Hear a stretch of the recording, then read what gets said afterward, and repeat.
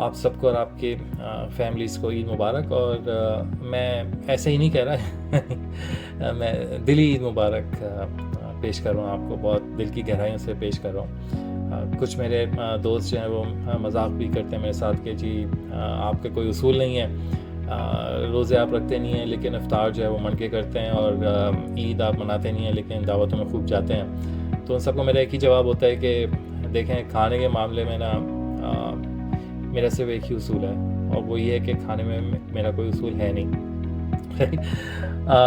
دوسری بات یہ کہ میں ڈاکٹر کاشف خان نہیں, میرا نام طہا ہے, اور نہ ہی میں ڈاکٹر کاشف خان کو یا کسی کو بھی جو ہے وہ بلائنڈلی فالو کرتا ہوں یا میں کسی کا چیلا ہوں.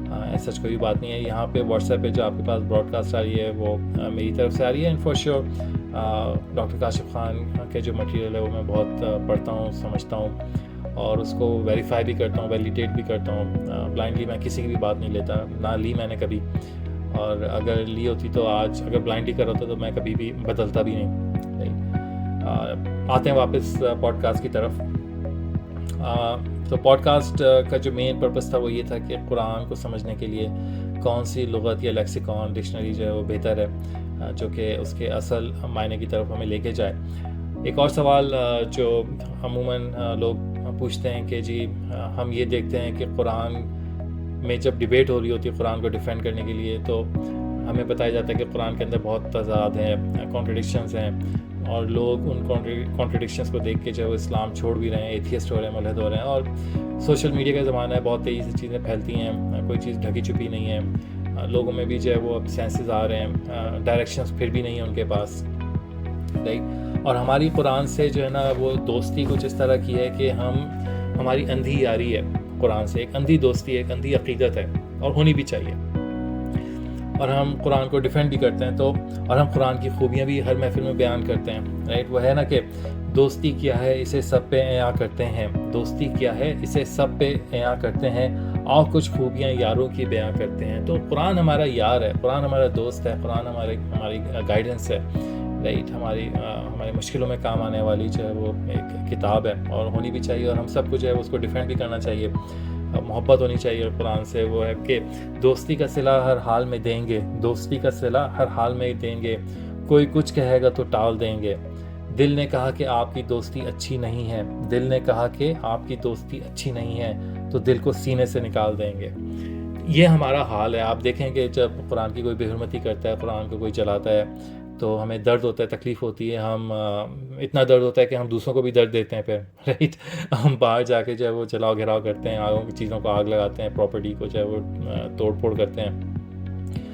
یہ ہم جذبات میں آ کے کر دیتے ہیں. اس کی وجہ یہ کہ ہمیں اصل میں علم نہیں ہے, ہمیں جو ہے وہ انڈرسٹینڈنگ نہیں ہے, کلیئر نہیں ہے. ہمیں بچپن سے جو ہے وہ ہم ایک چیز کو جو ہے وہ فالو کرتے آ رہے ہیں, اور بلائنڈلی فالو کرتے آ رہے ہیں. ہم نے اس چیز کو سمجھا نہیں. جب آپ کسی چیز کو سمجھتے نہیں ہیں نا, تو وہ جذبات جو ہیں وہ بہت ایک تشدد کی جو ہے وہ شکل اختیار کر لیتے ہیں, رائٹ. اور جو کہ ہونا نہیں چاہیے. مگر بہرحال جیسے علامہ اقبال نے کہا کہ حفظ قرآن عظیم آئین تست, حرف حق دا فاش گفتن دین تست. یعنی کہ قرآن کی حفاظت جو ہے وہ ہمارا دستور ہونا چاہیے, ہمارا ایک آئین ہونا چاہیے, اور حق بات کو واضح طور پر بیان کرنا جو ہے ہمارا دین ہونا چاہیے. تو حفاظت آپ اسی وقت کر سکیں کسی چیز کی جب آپ کو اس چیز کی اہمیت کا علم ہوگا, جب آپ اس چیز کی افادیت کو سمجھیں گے, رائٹ. اب ایسا تو نہیں ہے کہ قرآن کوئی ایسی کتاب ہے جس کی کوئی افادیت ہی نہ ہو, اور ہم جو ہے وہ پاگل دیوانوں کی طرح جو ہے اس چیز کی حفاظت کر رہے ہیں, اور ان ریالٹی ہو کچھ اسی طرح رہا ہے کہ ہمیں قرآن کی حفاظت کا الف با تا کچھ نہیں معلوم, بس ہم ایک اندھی عقیدت میں لگے ہوئے ہیں اور اس کی حفاظت کریں. لیکن اگر ہم اس کو سمجھ کے جو ہے وہ اس کی حفاظت کریں تو وہ زیادہ جو ہے وہ فائدہ مند ہوگی, اور آپ بہت کانفیڈنٹلی جو ہے اس چیز کو ڈیفینڈ کر سکیں گے. ابھی آپ دیکھیں کہ آپ سوشل میڈیا پہ بھی جا کے چیک کریں تو آپ کو پتہ چلے گا کہ بہت سارے جو ینگ جنریشن کے مسلمان ہیں وہ کرسچنس کے سامنے, یہودیوں کے سامنے کھڑے ہو کے ڈیفینڈ کرنا شروع کر دیتے ہیں اپنے اسلام کو یا قرآن کو کہہ لیجیے, لیکن وہ پھر at the end of the day کر نہیں پاتے ہیں.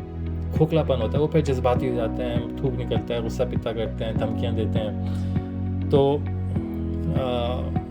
آن دی کانٹریری جو ہے وہ پھر آپ کو جو ہے سامنے یہ پتہ چلتا ہے کہ جی بہت سے لوگ جو ہے وہ اسلام چھوڑ کے بھی چلے گئے, کیونکہ جب ان کے پاس کوئی جواب ہی نہیں تھا ڈیفینڈ کرنے کے لیے تو نیکسٹ کورس آف ایکشن یہی تھا کہ بھئی یہ پھر چیز غلط ہے. تو اسی لیے جو ہے وہ میں مولویوں کو جو ہے وہ مولویوں کے اوپر بہت لکھتا ہوں, مولویوں کے خلاف بہت بات کرتا ہوں. مولویت جو ہے نا کوئی شخصیت نہیں ہے, ایک سوچ ہے. تو مجھے سننا بھی اس حوالے سے پڑتا ہے کہ پیدا ہو اذاں بھی سنائے مولوی, پیدا ہو اذاں بھی سنائے مولوی, نام تجھے بچے کا بتائے مولوی, کلمہ قرآن بھی پڑھائے مولوی, شادی ہو نکاح بھی پڑھائے مولوی. یہاں پہ حلالہ کا بھی ذکر ہونا چاہیے تھا ویسے. جنازہ بھی پڑھائے دفنائے مولوی, قبر تلک کام آئے مولوی, شرم بھی کچھ آنی چاہیے بے شرم, پھر بھی تو بکے ہائے ہائے مولوی. تو مجھے کافی جو ہے نا وہ سننا پڑتا ہے جب میں مولویوں کے خلاف بات کرتا ہوں. اور آپ at the end of this podcast یہ بھی دیکھیں گے کہ میں مولویوں کے خلاف کیوں بات کرتا ہوں. اور اگر آپ نے دل کھول کے جو ہے اس چیز کو سمجھنے کی کوشش کی تو آپ بھی اسی ڈگر پہ جو ہے وہ چلنا شروع کر دیں گے. اور تو ونس اگین پوڈ کاسٹ کا مقصد جو ہے وہ لغت کی طرف آنا ہے, اور یہ بھی آپ کو بتانا ہے کہ قرآن کے اندر جو کانٹرڈکشنز ہیں یا جو سائنس کے خلاف آپ لوگ کہتے ہیں کہ جی قرآن جو ہے وہ یہاں پہ سائنس کچھ اور کہہ دیا, قرآن کچھ اور کہہ رہا ہے, یا قرآن سائنس کی کتاب ہے, بعض کہتے ہیں نہیں قرآن سائنس کی کتاب نہیں ہے. ان سب چیزوں پہ ہم بات کریں گے. آج کی پوڈ کاسٹ کا جو مقصد تھا وہ بیسکلی آپ لوگوں کو عید مبارک پیش کرنا تھا. مگر جاتے جاتے میں ایک قرآن کی فریاد آپ کے سامنے رکھ دیتا ہوں. آپ لوگوں نے شاید سنی بھی ہوگی لیکن دوبارہ سنیے, اور ریمائنڈر جو ہوتا ہے نا وہ کبھی بھی برا نہیں ہوتا. تو جس طرح علامہ اقبال نے قرآن کو جو ہے نا ایک مظلوم کتاب کہا ہے, رائٹ, وہ کچھ اس طرح ہے کہ طاقوں میں سجایا جاتا ہوں آنکھوں سے لگایا جاتا ہوں, طاقوں میں سجایا جاتا ہوں آنکھوں سے لگایا جاتا ہوں, تعویذ بنایا جاتا ہوں دھو دھو کے پلایا جاتا ہوں, جزداں حریر و ریشم کے اور پھول ستارے چاندی کے, پھر عطر کی بارش ہوتی ہے خوشبو میں سجایا جاتا ہوں.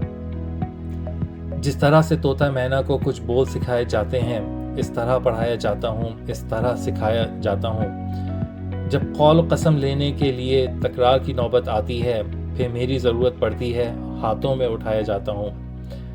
دل سوز سے خالی رہتے ہیں آنکھیں ہیں کہ نم ہوتی ہی نہیں, کہنے کو میں ایک ایک جلسے میں پڑھ پڑھ کے سنایا جاتا ہوں. نیکی پہ بدی کا غلبہ ہے, نیکی پہ بدی کا غلبہ ہے, سچائی سے بڑھ کر دھوکہ ہے. ایک بار ہنسایا جاتا ہوں 100 بار رلایا جاتا ہوں.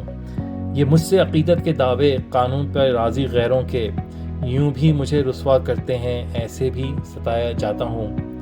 کس بز میں مجھ کو بار نہیں, کس عرس میں میری دھوم نہیں, پھر بھی میں اکیلا رہتا ہوں مجھ سا بھی کوئی مظلوم نہیں. اس کے ساتھ آپ سے اجازت چاہتا ہوں, انشاءاللہ پھر ملاقات ہوگی. اور یہ تمہید کا سلسلہ جو ہے نا چلتا رہے گا, اور اسی سلسلے سے ہم لوگ پھر آہستہ آہستہ گریجولی جو ہے وہ لنگوسٹکس پہ جائیں گے, جس میں ہم کچھ فارسی کا, کچھ اردو کا, کچھ عربی کا, کچھ انگلش کا جائزہ لیں گے, اور پھر آہستہ آہستہ کر کے آپ کو جو ہے وہ رائٹ ڈائریکشن میں لا کے میں آپ کو جواب دے دوں گا. کیونکہ بہت سی دفعہ جو ہوتا ہے نا سیدھا سادہ سمپل جواب اگر کسی کو ملتا ہے تو لوگوں کو ڈائجسٹ ہوتا نہیں ہے. تو تمہید جو ہے وہ ضروری ہوتی ہے. بعض دفعہ تمہید تھوڑی لمبی بھی جاتی ہے لیکن فائدہ مند رہے گی. اپنا خیال رکھیے گا, پھر ملاقات ہوتی ہے.